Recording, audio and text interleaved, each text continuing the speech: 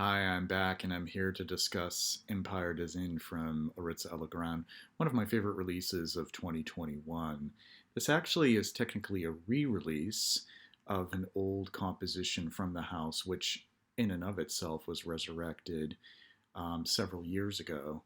And this is a culmination of all that I love about resins such as benzoin, tolu balsam, apopanax. All are present here in spades.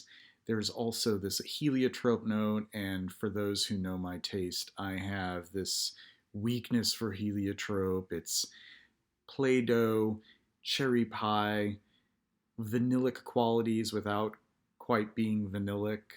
Um, and I just love the heliotrope flowers themselves when they bloom in the summertime. They smell unlike any other type of flower. And there is a presence of heliotrope, especially as this dries into the heart. The tolu balsam is really rich, cinnamic. Um, then you have that apopanax, which lends sort of like a bitter, almost toffee-like quality. And of course, benzoin. We many of us know and love benzoin for its sweet resinous qualities. And I know that I've mentioned the adjective sweet many times, and it's interesting because I have difficulty tolerating very heavy ethyl vanillin and ethyl maltol and fragrance, but with Empire des Indes, that's not here. It's not cloying at all. There is a contrast that pulls it in sort of those more leathery and aromatic directions that you would have in balsams and resins. So not to fear if you have a reticence to sweetness. According to Oriza L, Queen Victoria would often stay at the Excelsior Regina Palace in Nice, France, then owned by Legrand. The house created this precious perfume in honor of her loyal client, the Empress of India, to remind the glorious days of the Maharajas. I am willing to forgive the colonialist narrative that is being perpetuated, and I shall focus on the fragrance itself.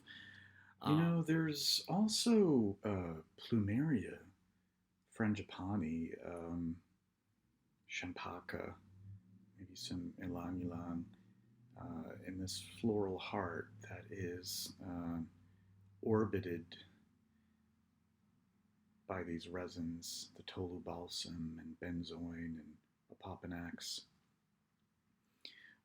According to Oriza Legrand, there's a Nagchampa accord, but um, I don't immediately notice that. Uh, if anything, that is muted and is serving some sort of purpose in the periphery. Um, so there is a floral element. It isn't a very floofy, uh, white floral. It's more yellow florals, very tropical yellow florals. It isn't loud. It is rounded by the sweetness and the powderiness and the heliotrope, which is really far removed from tropical yellow florals. So that provides some contrast as well. Overall, this is a delightful wear.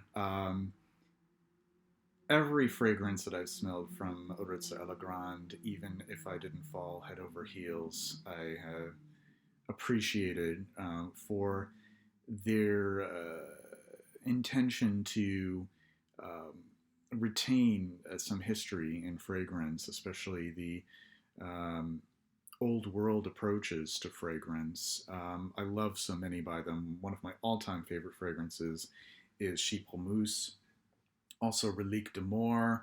I do love Violets du Czar, one of my favorite violet fragrances. Rêve d'Océan, a wonderful incense, and the heliotrope. And this was a welcome addition to my collection from Oriza L. Empire Design, I think it may be pronounced. You'll have to forgive me, my French pronunciation isn't consistent. I took French for 4 years. Pretty much one of the only things that did stick was what little pronunciation I can get through and some limited vocabulary. So there you have it. Those are my brief thoughts on this fragrance. If you enjoyed this, please do subscribe, like, hit the bell button for notifications, and I will see you again soon.